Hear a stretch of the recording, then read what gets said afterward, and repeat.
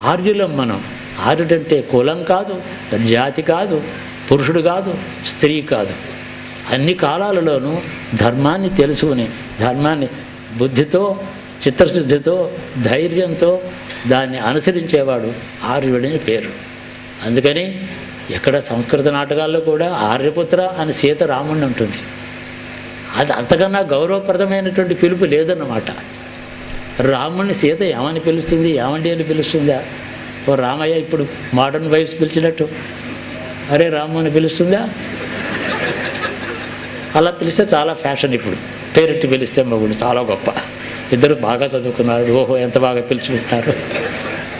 అది కాదు, అత్యుత్తమమైనటువంటి పిలుపు ఆర్యపుత్ర. ఆర్యపుత్ర అంటుంది. ఆ పిలుపుకి తగినవాడు, సంపూర్ణంగా తగినవాడు అతడు. శత్రువులతో ఎలా ఉండాలో అతడికే తెలుసు, భయంకరమైన యుద్ధంలో ఎలా ఉండాలో అతడికే తెలుసు, తమ్ముళ్ళతో ఎట్లా ఉండాలో అన్నగా అతడికే తెలుసు, తండ్రి దగ్గర కొడుకుగా ఎలా ఉండాలో అతడికే తెలుసు, ప్రజల ముందు పరిపాలకుడిగా ఎలా ఉండాలో అతడికే తెలుసు, ఆపదలో ఉండే వాళ్ళని ఆదుకోవడం ఎలాగో అది అతడికి తెలుసు. చాలా బలవంతుడైతే తృణప్రాయంగా చంపడం ఆ సమయానికి అపారమైన బలం క్షణంలో తెచ్చుకుని చంపుతాడు. ఆ తర్వాత అతి నాజుకుగా లాలిత్యంతో ముళ్ళు గుచ్చుకుంటే రక్తం వస్తుందేమో అంత నాజుకైన శరీరం కలిగిన వాడు అతడు. పువ్వు కంటే నాజుగ్గా ఉండేవాడు రాముడు, అంత సౌకుమార్యం కలిగినవాడు. వజ్రాదపి కఠోరాణి మృదువుని కుసుమానిచ.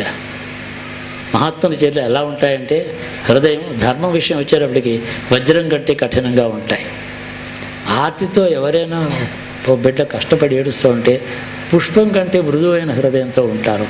వజ్రం కంటే కాఠిన్యం, పుష్పం కంటే మృదుత్వం. ఇలాంటి లక్షణములు కలిగిన వాడు ఆర్జుడు. ఆదర్శప్రాయుడు కృష్ణుడు, ఆదర్శప్రాయుడు రాముడు, ధర్మస్వరూపుడు రాముడు. ఇహంలో పరంలోనూ కూడా ధర్మస్వరూపం పూర్తిగా తెలిసి బోధించిన వాడు కృష్ణ పరమాత్మ.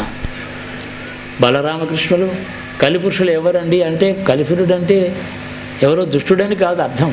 కలి యుగం అంతా కూడా ఎవరు పరిపాలిస్తున్నారో, ఎవరి పరిపాలన నమ్ముకుంటే మనం ఉత్తమగతుడికి పోతామో అతడు కలిపురుషుడు యొక్క పేరు. కలిపురుడు అంటే చెడ్డ అర్థంలో చాలామంది వాడుతున్నారు, దీనికి మంచి అర్థం కూడా కొన్ని గ్రంథాలలో ఉంది, నేను చూశాను. అంటే యుగ పురుషులు అనండి. యుగ పురుషులు ఎవరు? బలరాముడు, కృష్ణుడు. కృష్ణుడేమో గోపాలకుడు, ఆవుల మందం తోలుకుంటాడు. ఆయనేమో హలాయుధుడు, దున్నుతాడు పొలాన్ని, పాడి పంట. ఈ రెండే అన్నదమ్ములు చెప్పిన బోధ మనకి. అది భారతదేశ సౌభాగ్యం.